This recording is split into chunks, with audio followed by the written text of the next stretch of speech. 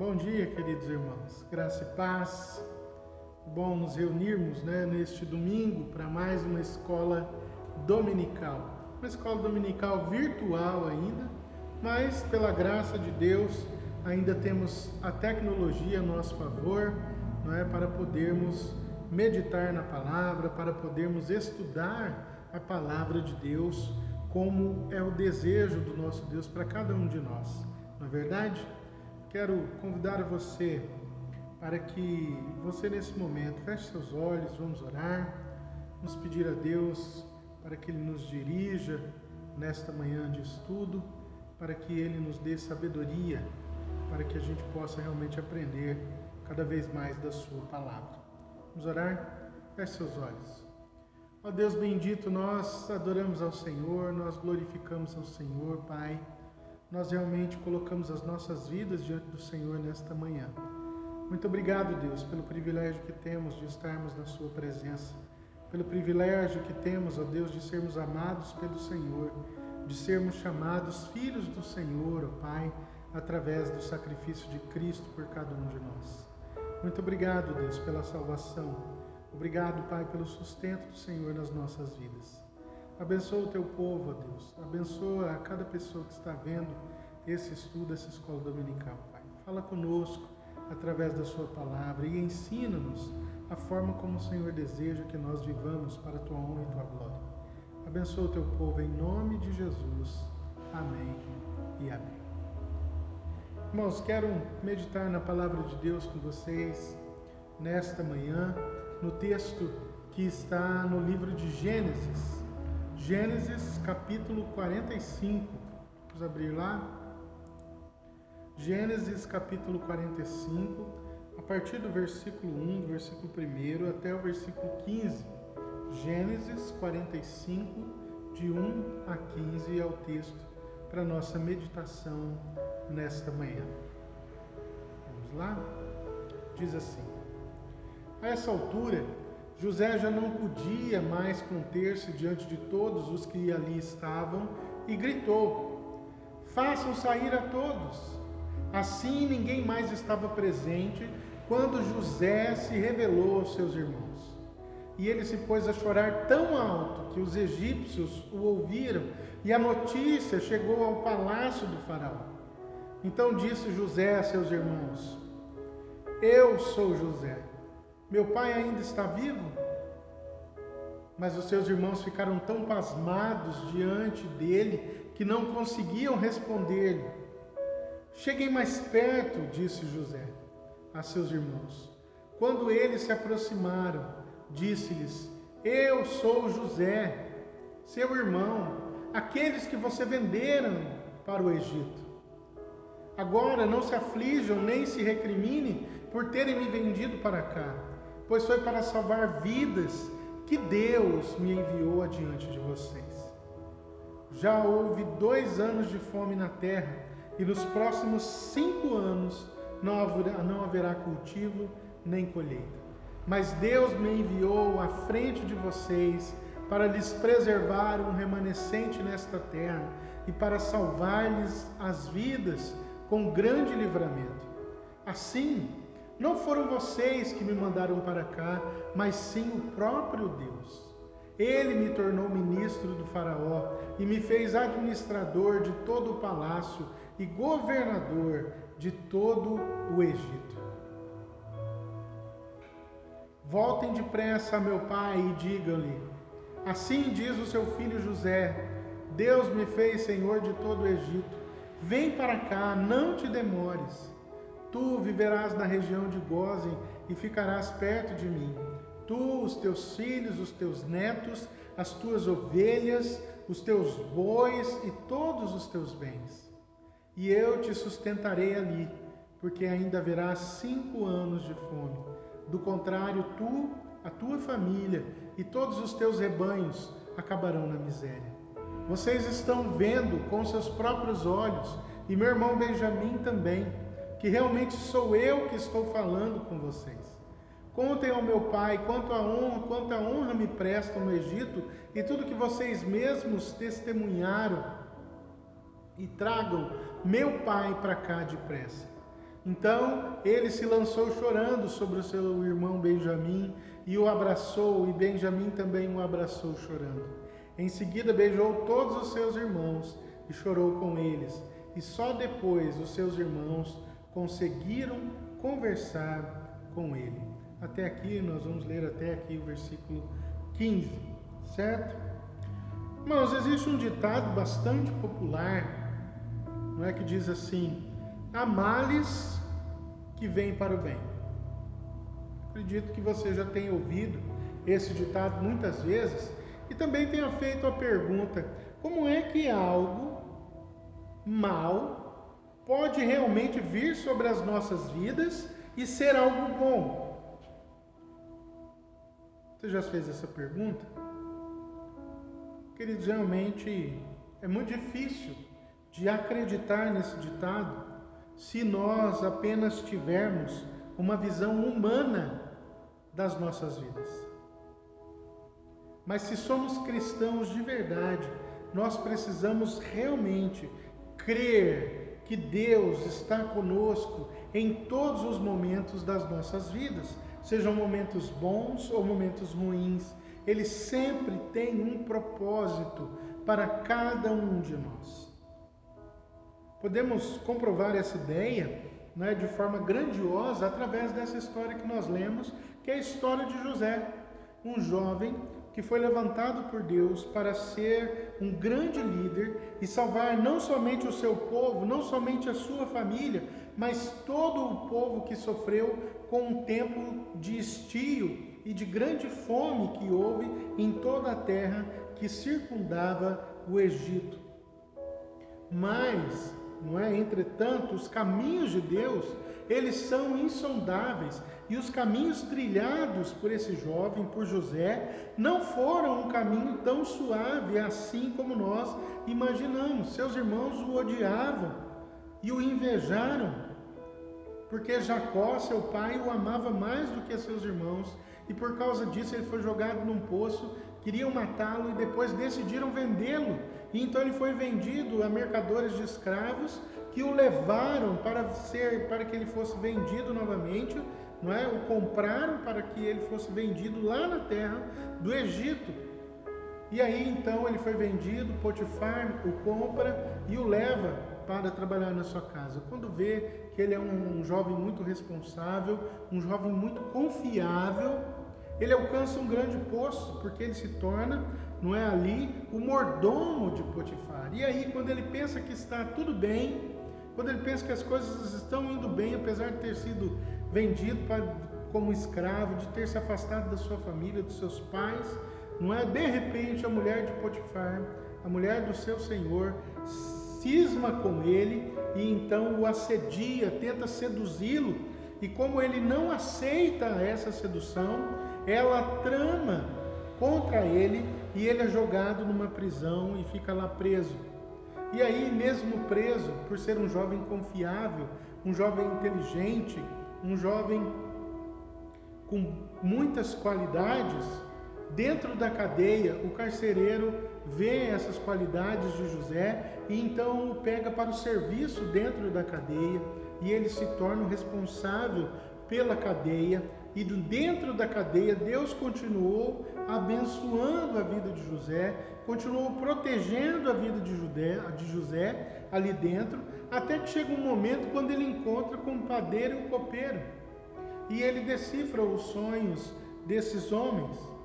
E quando o copeiro, porque o padeiro José decifra que ele seria morto, e ele realmente foi morto, não é? Mas quando o copeiro foi liberto, que o copeiro seria liberto e voltaria à presença do faraó, o copeiro foi liberto, José conversou com ele e falou: lembra-te de mim quando você estiver lá, fale dele para mim, para que eu não venha perecer aqui, não é? O que acontece? Passa-se anos até que ninguém decifra um sonho do faraó, e então o copeiro se lembra de José. Ele passou vários anos dentro daquela cadeia, até que aquele homem, aquele copeiro, venha se lembrar dele. Ele continuou lá.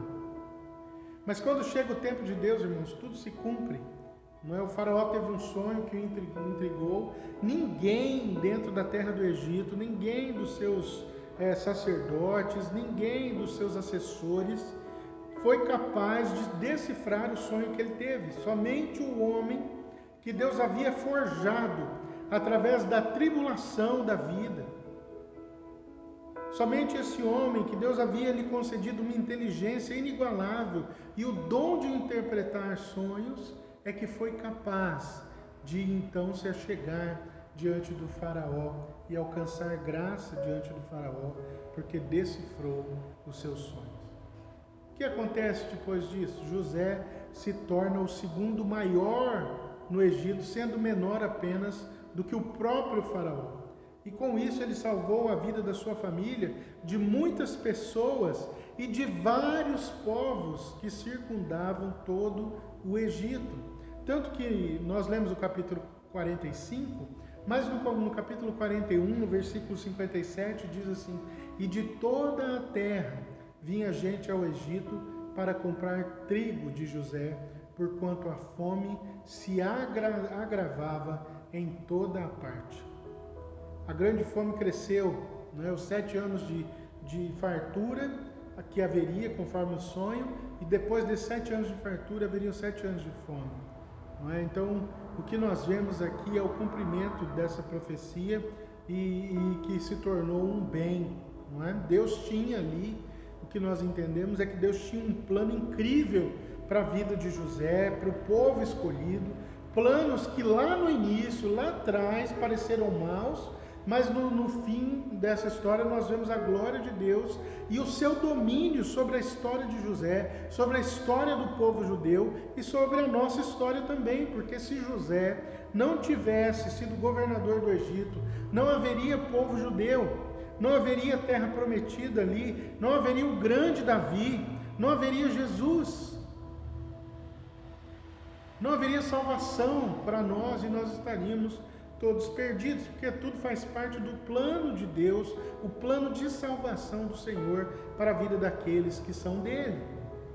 E quando nós lemos o texto no versículo 7, nos mostra que Deus tem um plano para cada tribulação na vida dos seus filhos, na vida do cristão, na minha vida e na sua vida também. Deus tem um plano, mas nós não podemos fechar os nossos olhos para algumas coisas que são importantes que nós podemos tirar desse texto. A primeira coisa que nós aprendemos aqui, a primeira lição, é que Deus nos dá tribulações, mas não tentações. Deus não nos tenta, mas Deus nos dá tribulações sim. Deus tinha um propósito na vida de José e com toda certeza esse propósito iria se cumprir. Mas Deus não ficou ali comandando a vida de José como se ele fosse uma marionete, porque Deus sabia quem era José. E José sabia quem era o seu Deus, o Deus da sua vida. A história não nos fala, mas com toda certeza, dentro desses períodos, quando os irmãos batem em José, jogam ele dentro de um poço, depois o tiram do poço e então decidem vendê-lo, nesse caminho todo, quando ele esteve com os mercadores de escravo, como é que ele deve ter vivido, o que deve ter passado na sua cabeça? Quando ele estava ali com o Potifar, estava tudo bem, de repente tudo acontece, ele é jogado dentro da cadeia parece que ele vai sair, e a pessoa com quem ele conversa, que é o copeiro, o esquece por mais 2 anos. São tempos aqui que nós não vemos, o texto bíblico não nos revela, mas nós podemos olhar para a história e ver que ele com certeza deve ter chorado muito. Com certeza ele deve ter sofrido em cada acontecimento contrário à sua vida, mas ele jamais, o que nós vemos claramente dentro da palavra, é que ele jamais maldisse a Deus. Ele não pecou contra Deus. Ele estava passando por uma tribulação ou por várias tribulações, mas no momento da tentação, no momento dessa tribulação, ele não cede, porque ele sabia o que ele tinha que fazer e o fez. Ele sabia que tudo passaria, porque ele confiava em Deus. Quais foram as tentações de José? Ele se tornou mordomo de Potifar? Ele cuidava ali daquela casa, ele comandava a casa de Potifar. Ele podia ter roubado o seu senhor, mas ele não fez. Ele podia ter dormido com a mulher de Potifar, Mas em vez de ceder à tentação, ele simplesmente correu da tentação e ele diz: longe de pecar contra o meu Deus. Ele não caiu na tentação de ser um governador injusto, de querer amealhar uma riqueza para si, porque ele era o segundo dentro de todo o Egito, somente abaixo do faraó é que ele estava, mas ele agiu com justiça e ele salvou não só o povo egípcio, não só a sua família, mas a todos.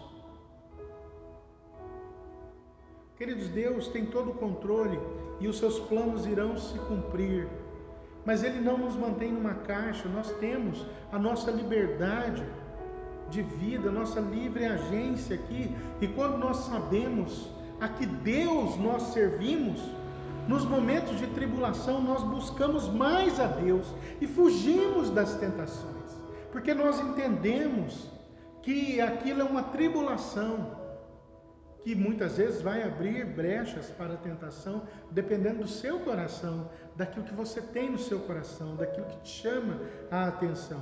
Mas em vez de nos afastarmos de Deus e o maldizermos e nos entregarmos às tentações do mundo e do seu senhor, o senhor do mundo, que é Satanás, nós nos voltamos para Deus em oração, nós nos voltamos para Deus em confiança, em fé, em adoração, em louvor, em agradecimento. É isso que nós devemos fazer.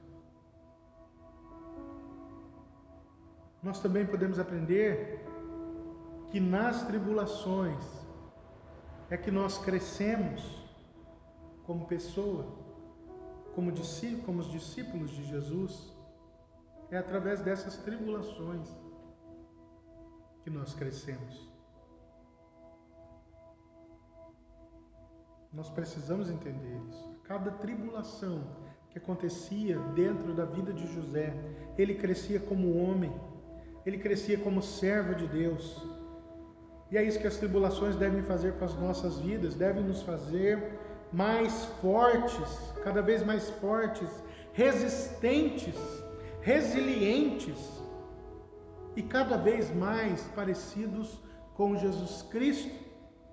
Quando José, no final da sua história, fala com seus irmãos depois da morte de Jacó, lá depois, não é? Mais à frente, no final do livro de Gênesis, nós vemos José dizendo: irmãos, eu cresci, eu não vou ficar mais julgando as ações de vocês, porque eles estavam com medo, não é? De que José, agora que o pai morreu, que José os castigasse pelo que eles fizeram lá atrás, não é? Mas não é isso que José faz. José ali diz: olha, eu não vou ficar julgando vocês, eu não vou ficar me martirizando com o que vocês fizeram. Eu não sou Deus, eu perdoo vocês e continuo amando vocês como meus irmãos. E saibam que tudo o que aconteceu foi para a glória de Deus, pois este foi o desejo dele para a minha vida e para a vida de vocês. É isso que ele diz.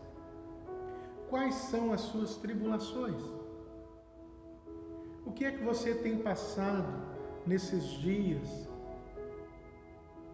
Quais são as suas dúvidas, os seus medos, as suas incertezas?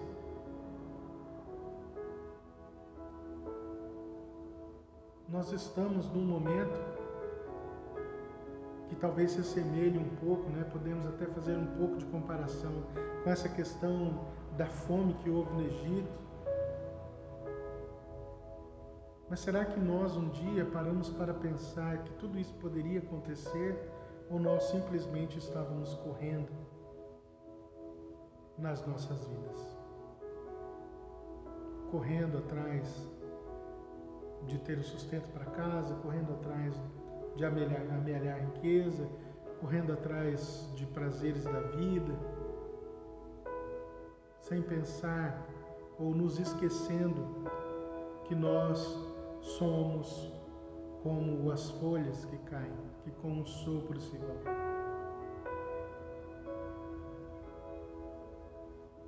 É nas tribulações que nós crescemos. Cada um de nós passa por tribulações, mas as nossas tribulações devem produzir em nós cada dia mais fé e esperança em Deus.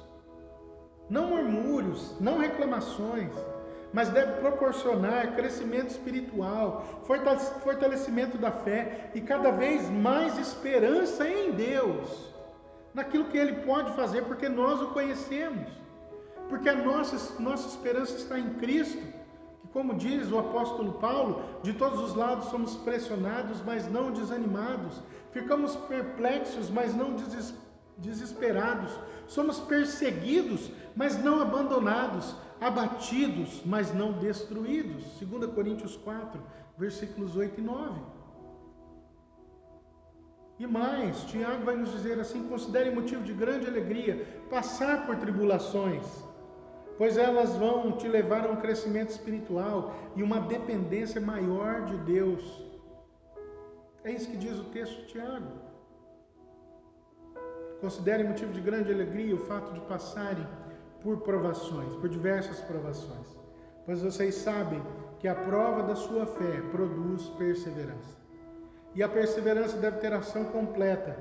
Ela vai completar a fim de que vocês sejam maduros e íntegros, sem lhes faltar coisa alguma. E mais à frente, no versículo 12, Tiago diz assim: feliz é o homem que persevera na provação, porque depois de aprovado, receberá a coroa da vida que Deus prometeu aos que o amam. Queridos, nós estamos nesse mundo e passaremos por tribulações. Nós estamos nesse mundo, como o próprio Jesus nos disse através da sua palavra. Fiquem firmes, tenham bom ânimo, porque eu venci o mundo. Mas nós estamos aqui. Nós estamos aqui e passaremos por tribulações. Então, mesmo passando por tribulações na vida, mantenha-se firme, como José fez. Mantenha-se firme, tenha certeza de que Deus jamais te abandonará, porque todas as coisas cooperam para o bem daqueles que amam a Deus e foram chamados de acordo com o seu propósito. Pois aqueles que de antemão conheceu, também predestinou para serem a imagem do seu Filho. Romanos 8, 28. E quando nós olhamos para a vida do nosso Mestre, Jesus Cristo, nós podemos ver o quanto sofrimento e tribulação Ele passou para que a sua missão se concretizasse aqui na terra. A morte de Jesus de uma forma indigna, porque foi uma morte de cruz, para os apóstolos, sua família, seus seguidores. A morte de Jesus, em primeiro momento, pareceu algo terrível, porque o grande mestre havia morrido, sofrido imensamente até morrer. Foi tão horrível que eles se esconderam de medo e de tristeza depois desse fato.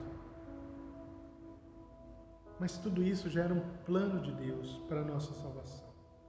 A morte de Jesus, algo terrível no primeiro momento, se tornou em bem para nós hoje. Porque se Cristo não tivesse morrido, Ele não iria ressuscitar ao terceiro dia. E nós estaríamos mortos para toda a eternidade. Não se esqueça, quando vierem os problemas, lembrem-se de que Deus pode transformá-los em bem para o nosso crescimento, transformá-lo em bem para o nosso aprendizado, transformá-lo em bem a fim de que nós verdadeiramente tenhamos a consciência de que nós estamos nesse mundo, mas não ficaremos aqui, de que nós estamos aqui, mas pertencemos a Deus. Fique firme, confie no Senhor de todo o seu coração. Vamos orar? Pai amado, nós queremos entregar as nossas vidas nas Tuas mãos, Pai. Queremos, ó Deus, confiar no Senhor de todo o coração, Pai. Em nome de Jesus, aumenta a nossa fé. Em nome de Jesus, fortalece-nos, ó Deus, na caminhada. Nos dê perseverança, Deus. Não deixe que as tribulações, ó Pai, venham a nos desanimar por completo, mas encha-nos, ó Deus, da tua unção, fortalecendo o nosso espírito, ó Deus, trazendo forças, trazendo alegria, trazendo paz, ó Deus, àqueles que estão abatidos, cansados e desanimados nesta manhã, Senhor. Derrama da tua graça sobre nós, Pai. Abençoa o teu povo, em nome de Jesus. Amém e amém. Amém, que Deus te abençoe. Vamos passar então a nossa lição, não é aqui do nosso estudo, inteligência moral. Você tem a sua revista, inteligência moral. É algo que nós temos estudado, então, sobre a questão ética da vida cristã, não é? Como é que nós devemos proceder nessa vida, nesse mundo?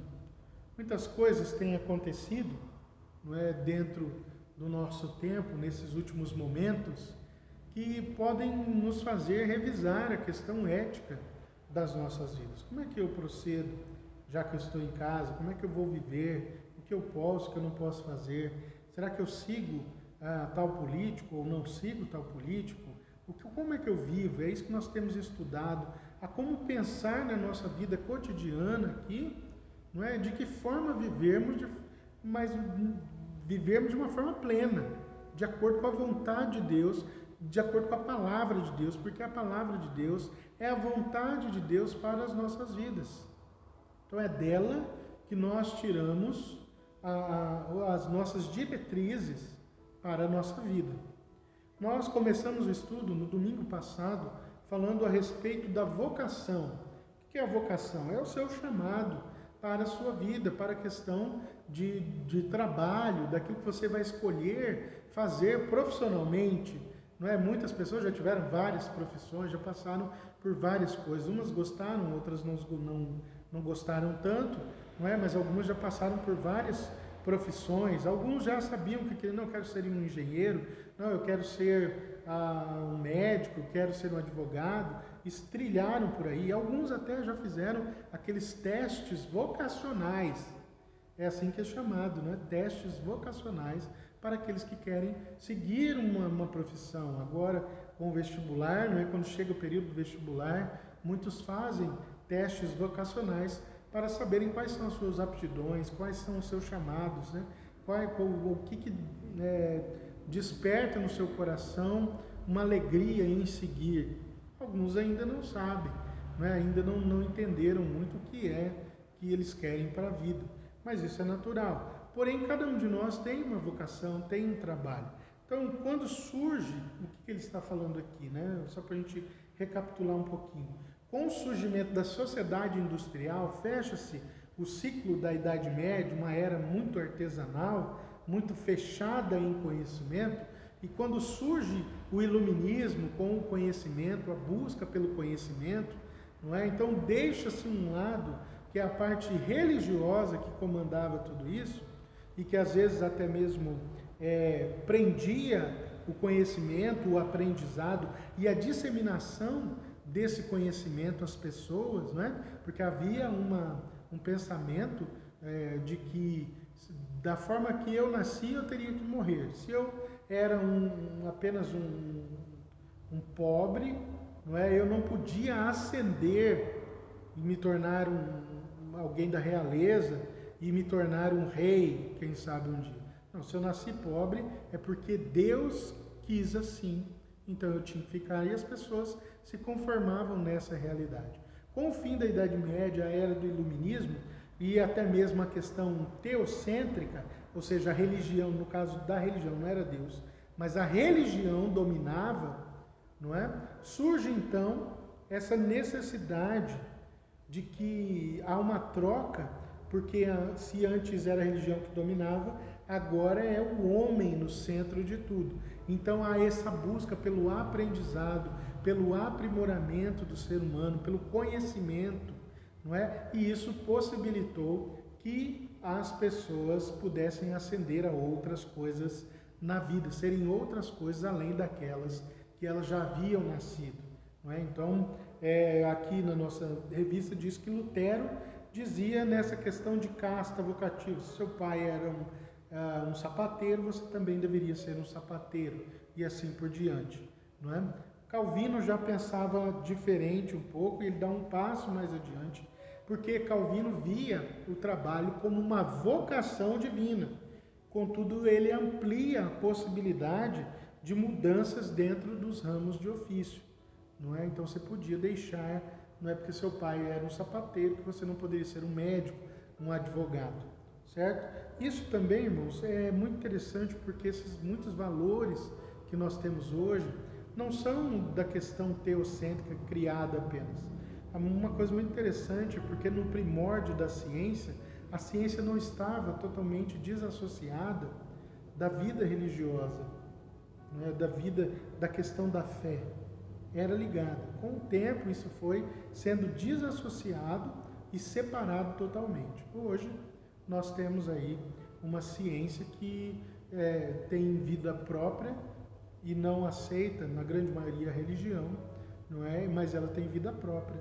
Mas ela é manipulada pela política, manipulada pelos interesses de cada pessoa e assim por diante. Mas essa questão dessa separação, então, não é, faz com que as pessoas possam então ascender a outros cargos, desde que estudem. Então, desde aquela época, muitas coisas são levadas até mesmo pela própria questão da religião, mas principalmente da religião protestante.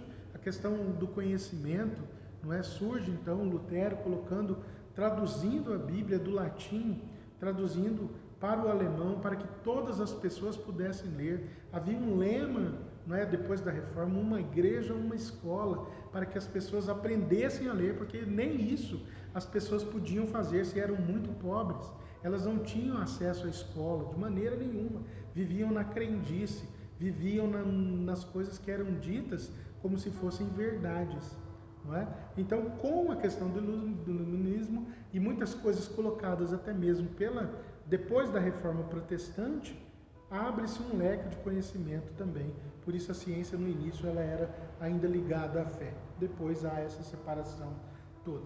Dentro dessa perspectiva, então, depois pós-Reforma Protestante, surge esse pensamento aberto de que eu posso mudar de trabalho, mudar de vocação. Porém, Calvino coloca que a perspectiva que existe deve ser a perspectiva de vida toda voltada para a palavra de Deus. Então é a palavra de Deus que nos guia em todas as áreas da nossa vida, certo? Então, no primeiro ponto foi tratada a perspectiva mundana do trabalho. O trabalho é para sobrevivência e bem-estar, companheirismo, dignidade e humanidade, esclarecimento, certo? Prazer estético, criatividade, nova experiência, segurança, liberdade, justiça e personalidade. Muitas vezes eu sou visto como uma pessoa importante de acordo com o cargo que eu ocupo, de acordo com a questão dos valores econômicos que são trazidos pelo trabalho. Então o trabalho ele é visto como um meio de ganhar dinheiro, de enriquecer, de obter coisas apenas. Para a vida do cristão, e a questão do trabalho não está desassociada da vida cristã, dos parâmetros de Deus ou daquilo que Deus coloca para as nossas vidas, certo? Então o texto que nós trabalhamos, não é, desde a semana passada e que ainda é o texto para nós hoje, está em Efésios, né? Procura aí, Efésios capítulo 6, os versículos de 5 a 9, diz assim: escravos, obedeçam a seus senhores terrenos com respeito e temor, com sinceridade de coração, como a Cristo. Obedeçam-lhes não apenas para agradá-los quando eles os observam, mas como escravos de Cristo, fazendo de coração a vontade de Deus. Sirvam aos seus senhores de boa vontade, como ao Senhor e não aos homens, porque vocês sabem que o Senhor recompensará a cada um pelo bem que praticar, seja escravo, seja livre. Vocês, senhores, tratem seus escravos da mesma forma.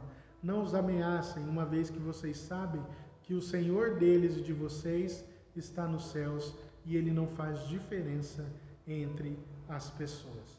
Paulo aqui já fala diretamente, né, aos escravos e senhores da sua época, mostrando então que mesmo que eu seja um escravo, eu devo fazê-lo como se eu estivesse fazendo para Deus.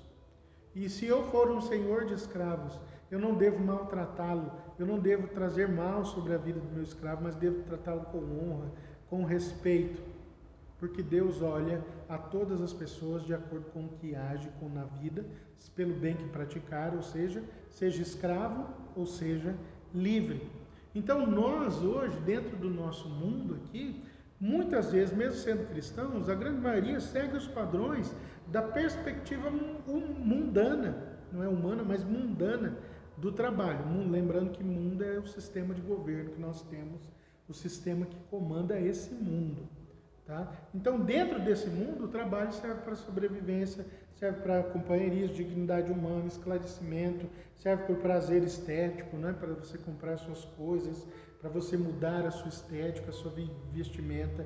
Ele serve para criatividade, para nova experiência, que ele te proporciona novas experiências, segurança financeira, segurança para a vida, não é? Para você ter uma casa e assim por diante, liberdade, para não ficar escravo de certas coisas, de uma vida pobre, você pode trabalhar e crescer na vida, justiça e até mesmo personalidade, não é? Mas esse padrão aqui da escolha profissional segundo o mundo, não é? Ele é simplesmente a autorrealização pura e simples. É isso que está dizendo. E o dinheiro é visto como um meio para adquirir isso. O trabalho no mundo ignora a perspectiva cristã bíblica. Não é como a palavra de Deus. Porque dentro da perspectiva cristã, como nós vimos, não é? Ela mostra que deve haver um empreendimento cristão dentro do trabalho também. Não é? E aí ele cita aqui, que ele diz assim: no pensamento cristão, o valor do trabalho está ligado, ou digamos, centralizado no reino de Deus. Buscai, pois, em primeiro lugar o seu reino e a sua justiça. Cristo é o centro das nossas vidas e nós devemos buscar isso em todas as áreas, inclusive dentro do trabalho. Na perspectiva mundana, eu vou olhar o trabalho como um meio de ganho. Aquele negócio me cansa, eu não quero ir para o trabalho, eu estou cansado, eu não tenho prazer naquilo porque eu vou simplesmente pelo dinheiro. E se eu puder matar trabalho, se eu puder matar algumas horas de alguma forma, me escondendo dentro do banheiro da firma, ou podendo lá dormir um tempo a mais, ou trabalhando relaxadamente, tudo bem, porque o que me importa é o dinheiro. Na perspectiva bíblica, eu faço as coisas porque Deus está me vendo. E quando eu trabalho, eu não estou trabalhando longe de Deus, porque em Cristo, como novas criaturas, como discípulos do Senhor, não há vida fora de Cristo. Então eu tenho que fazer as coisas com zelo, com afinco, com cuidado, porque eu estou ali trabalhando para ter o meu dinheiro? Sim, obviamente, porque ninguém trabalha de graça, não é? Mas eu estou ali trabalhando, obviamente, para ter o meu dinheiro, mas eu devo fazê-lo para honrar ao meu Deus. E como é que eu honro ao meu Deus no trabalho? Trabalhando de forma muito produtiva, sendo correto dentro das minhas atribuições, não matando serviço, não levando atestado falso, como muitos fazem, não é? Atestado para viajar, atestado para isso, para aquilo. Se você não está satisfeito com o trabalho, como cristão, eu vou sair e arrumar um outro emprego, mas se eu for um bom cristão, eu arrumo um outro emprego, então eu saio, não é? Mas sempre com zelo, com cuidado, porque eu sei que em primeiro lugar a minha vida deve ser para Deus, porque eu tenho que buscar em primeiro lugar o reino de Deus. Não é? Então aqui, dentro dessa perspectiva, nós encerramos o ponto 2 na semana passada, quando nós dizemos assim, não é? Que tipo de trabalho o cristão deve buscar, deve realizar. Não é? Então aí ele termina assim: contudo o apóstolo chega ao cerne ético, o apóstolo Paulo, ao cerne ético do trabalho quando diz: fazendo com as próprias mãos o que é bom. O que é bom à luz da Bíblia? Claro que bom para Deus nem sempre são as coisas lícitas, pois pode e há muitas coisas ilícitas, porém não convenientes. Ou melhor, há muitas coisas lícitas. Tudo me é lícito, mas nem tudo convém. Não é? Nem tudo convém. Bom é o que cabe estritamente dentro da vontade divina para o cristão. A ética não é julgada à luz do que eu devo ou posso ou não, mas à luz da pergunta: é da vontade de Deus que eu realize tal tipo de trabalho? Então, assim, nem nós, nem qualquer outra pessoa na terra devemos definir para nós, mas única e somente a palavra de Deus. Então, o próximo passo leva a essa pergunta que é a aula de hoje. Quais são os princípios bíblicos que devem nortear o nosso trabalho? Então, o primeiro princípio bíblico que deve nortear o nosso trabalho é que, será que o meu trabalho está de acordo com a vontade de Deus revelada na palavra, na Bíblia, na palavra de Deus? Não é a Bíblia, o livro nosso de regra, de fé e prática? Nesse ponto, então, há muito trabalho que é à luz da palavra de Deus. Olhando para a palavra de Deus, tem muito trabalho que se desqualifica, não é? E ele cita alguns aqui. Embora os homens chamam de serviço, os crentes conhecem e veem em negação dele à luz de Deus. Serviços que incentivam, por exemplo, ganhos fáceis, jogos de azar, por exemplo, não é? Eu não posso trabalhar, então qual é o trabalho que eu posso fazer? Eu não posso trabalhar vendendo coisa de jogo de azar, por exemplo, tendo um ponto de jogo do bicho, contravenção. Eu não posso fazer isso. E devo pensar muito bem se eu vou trabalhar numa lotérica ou não também. Não é? Porque as pessoas que trabalham lá, se você já foi na lotérica, todas elas, mesmo que você vá pagar as contas, ela te oferece o jogo. Então ela está sempre te oferecendo um jogo ali daquele negócio. E nós sabemos que ali, embora seja legalizado, nós vemos que muitas vezes ele não é justo, não é?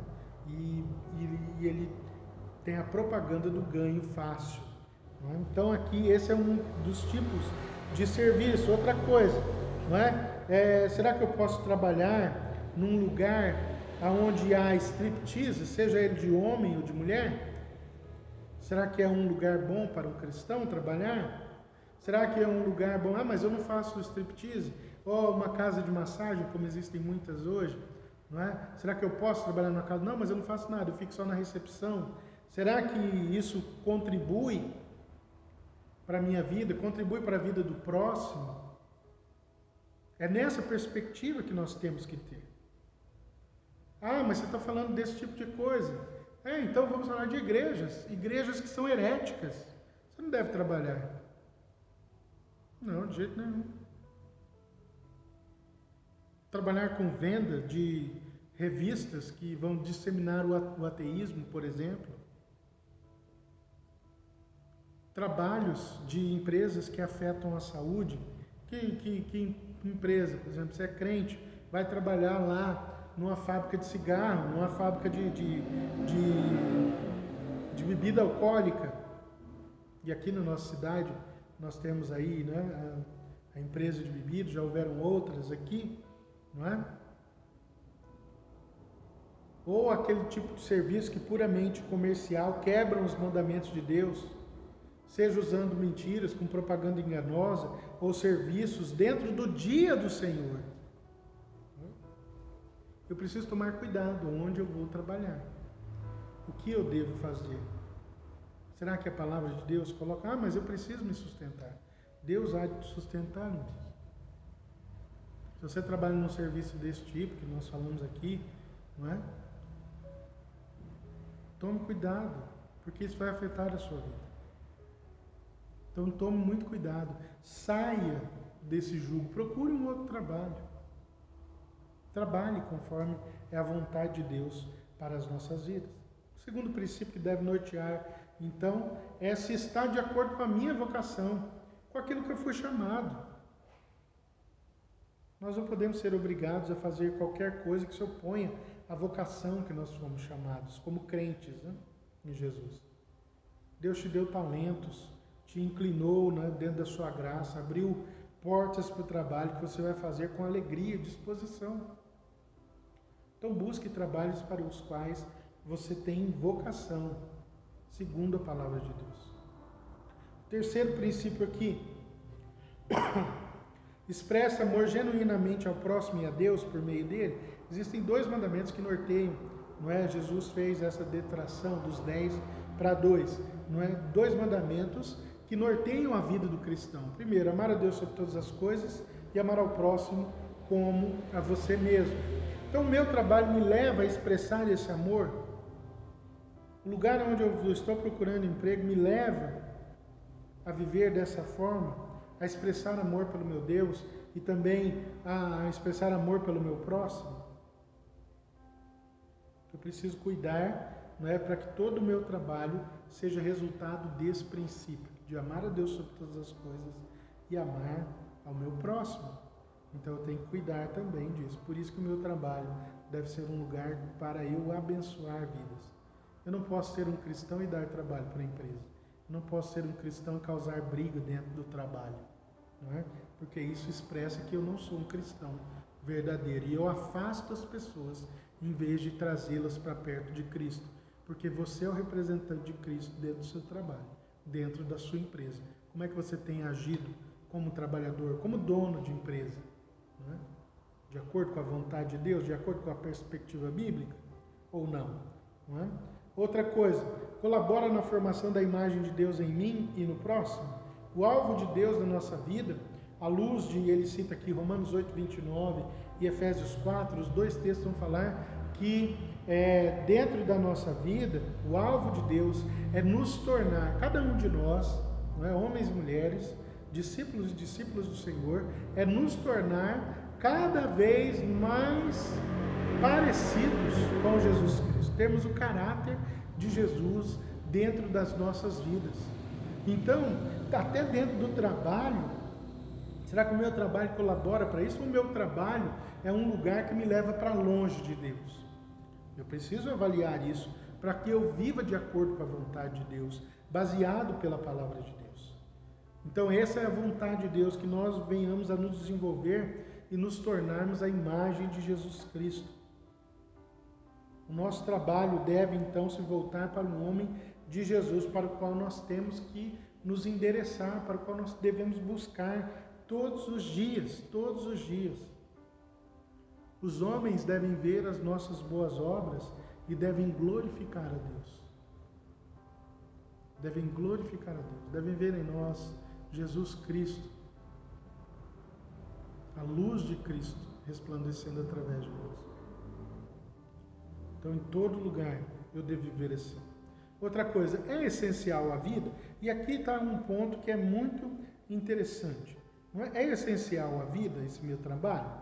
O trabalho não é um castigo da queda, porque mesmo antes da queda, o homem já trabalhava no jardim, ele tinha que cuidar lá das coisas, do jardim, dos animais, das plantas. Não é verdade? Ele já tinha essa ordem dada por Deus.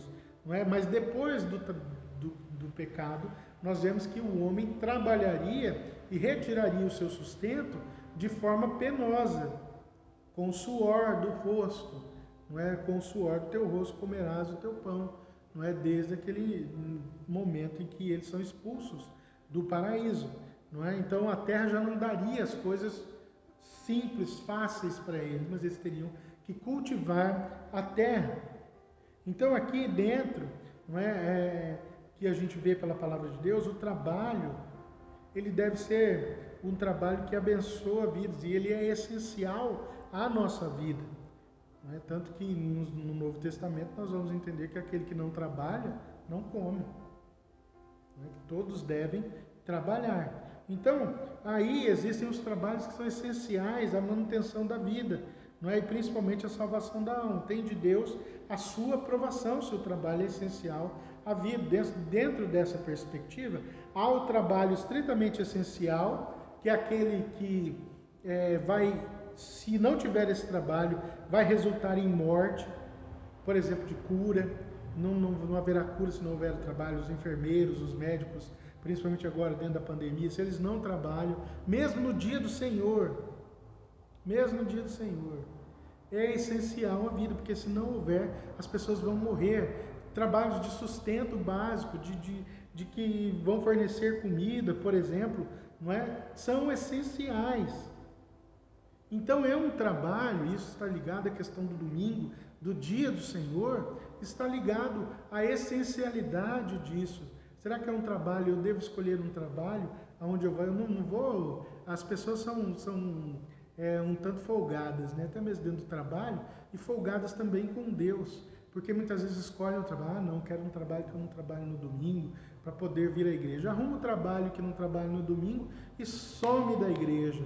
Não é porque está no churrasco, está na família, está não sei o quê, mas não tem tempo para Deus. O domingo é o dia do Senhor, é para nós estarmos dentro da casa do Senhor. Não é para passar o dia aqui também, não. É para você ver a sua família, para você desfrutar do seu dia de descanso, mas sem se esquecer que é o dia do Senhor. Então eu devo tomar cuidado com o trabalho que vai atrapalhar a minha vida de cultuar a Deus junto com meus irmãos no domingo. Eu tenho que tomar cuidado com isso. É essencial? Não, é essencial, tudo bem. Mas se não é essencial, então lute para ter um outro trabalho que você não precisa trabalhar no domingo, porque muitas vezes você não está ali porque é essencial, mas simplesmente porque o seu patrão quer enriquecer, simplesmente porque se você não for, você é demitido. Então, às vezes, a gente tem que se subjugar a esse tipo de coisa, mas entender que não é esse tipo de coisa que deve nortear a nossa vida, mas é a palavra de Deus. E o dia do Senhor é um dia sagrado para as nossas vidas, para buscarmos a Deus, para descansarmos e buscarmos a Deus juntos como povo do Senhor. Então é um dia especial, um dia que foi colocado biblicamente por Deus, não é? É o nosso sabá, não é sábado não, é sabá, que quer dizer descanso.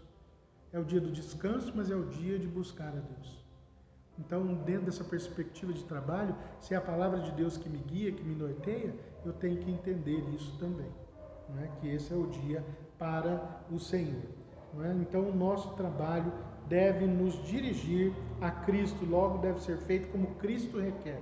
As normas de desempenho do nosso trabalho são dadas pelo Senhor e Ele exige esmero, cuidado, atenção, zelo, fidelidade e harmonia com a palavra revelada.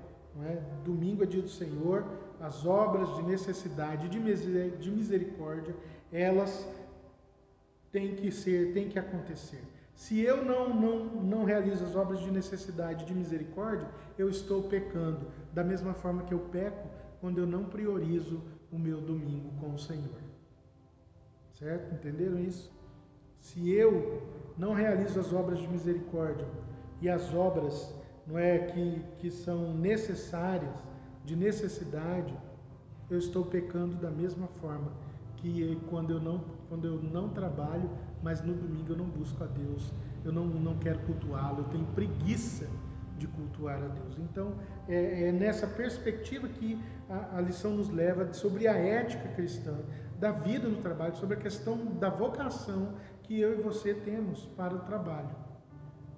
Então, tudo isso deve nos nortear e nos levar sempre para Cristo. O princípio é cristão, o princípio não é do mundo. No mundo, conforme as diretrizes do mundo, vivem os que são do mundo. Os que são de Deus devem viver segundo as diretrizes de Deus, reveladas pela sua palavra. Não é? Então a Bíblia condena a profanação, não é, desse dia, de tornar esse dia comum, igual aos outros. Né? Que dia? O dia do Senhor. Então eu preciso tomar cuidado. Então, nesse sentido, todo trabalho necessário é indispensável. A falta da realização profana igualmente esse dia, ou seja, é pecado da mesma forma. Contudo, profaná-lo, irá profanar esse dia o trabalho que pode ser executado em outro dia sem prejuízo para a vida das pessoas em todos os sentidos. E mesmo quando eu não profano, mas levo outros a fazê-lo, e aí os donos de empresa, tudo, tem que tomar cuidado porque você está quebrando a lei, não é, da palavra de Deus também, que diz: não sejam participantes das obras infrutíferas das trevas. Então tome cuidado, todos nós devemos viver para Cristo, conforme a vontade de Deus, norteados pela palavra de Deus. Então, que o Santo Espírito nos habilite na santificação do dia do Senhor e a exercer um trabalho que nos redunde na glória do seu nome, a fim de que eu e você sejamos discípulos verdadeiros que levem Jesus aonde nós estivermos, dentro do nosso trabalho. Que as pessoas nos reconheçam como verdadeiros cristãos, por sermos honestos, justos, por fazermos o nosso trabalho de forma honrosa, né, de forma correta. Se temos empresas, que nós sejamos, no mínimo, justos com os nossos empregados, porque é assim que Deus requer. Que Deus te abençoe nesta manhã, que Deus possa realmente te dar um domingo cheio de alegrias e que logo mais à noite nós possamos estar juntos para ouvirmos a palavra de Deus. Amém? Que Deus te abençoe. Vamos orar, encerrando a nossa escola dominical. Bendito Deus, nós agradecemos ao Senhor pela Tua palavra. Abençoa o Teu povo, Deus, a viver de forma correta, a viver pautado pela Sua palavra, que é regra de fé e prática para nós. Que nós sejamos levados ao crescimento espiritual até nos tornarmos como nosso Mestre Jesus Cristo. Que nós, ó Deus, a cada dia mais possamos parecer com Jesus, viver como Jesus e sermos reconhecidos como filhos de Deus, como cristãos verdadeiros, aqueles que seguem a Jesus verdadeiramente. Abençoa o Teu povo, abençoa o nosso dia, Pai. Em nome de Jesus. Amém e amém. Amém? Deus te abençoe e até mais.